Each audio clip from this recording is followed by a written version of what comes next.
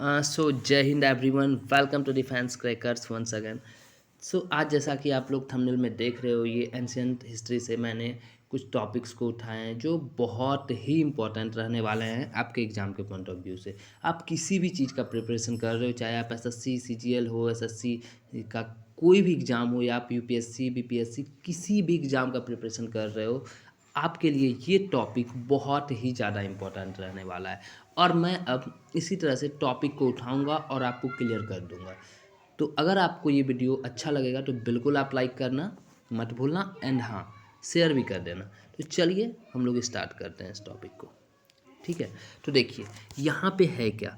यहाँ पे आपका है पीरियड। आज हम लोग पीरियड के बारे में जानेंगे कि पीरियड क्या होता है।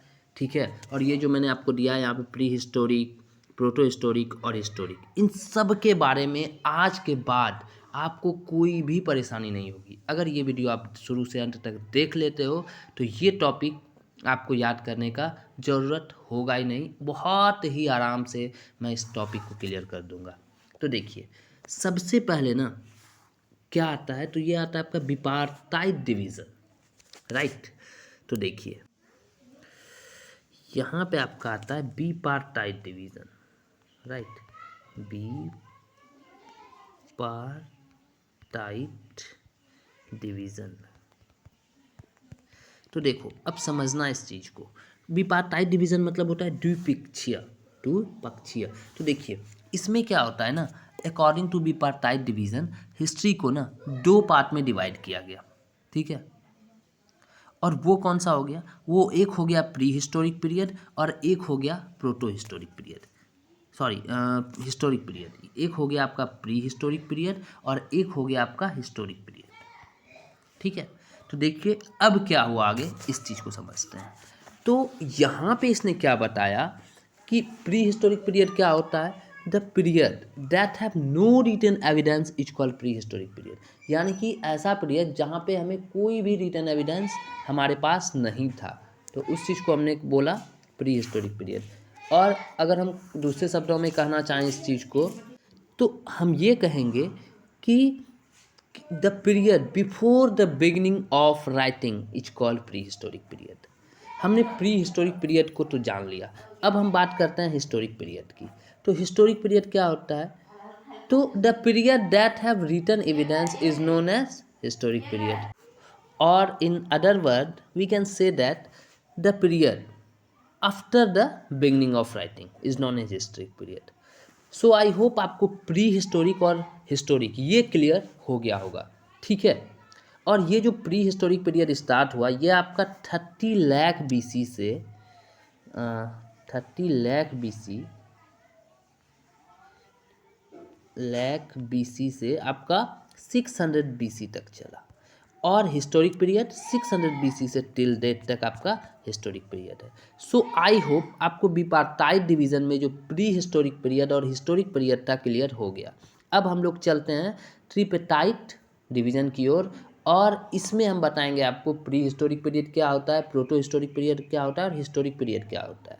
तो चलिए देखते हैं।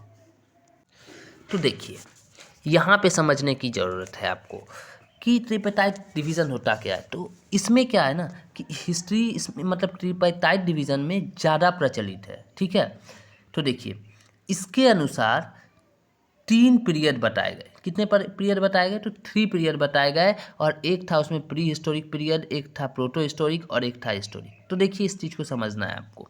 ठीक है, तो देखिए, तो अब यहाँ पे आपको मैं क्लियर करूँगा। आप देखना ज़रा, एक फिगर मैं आपको दिखा रहा हूँ, ये वाला।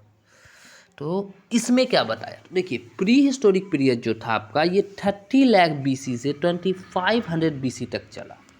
ठीक है, और अगर इसके बारे में कुछ डिफिनेशन हो और एग्जाम्पल हो तो देखिए क्या होता है, the period for which no written evidence is available.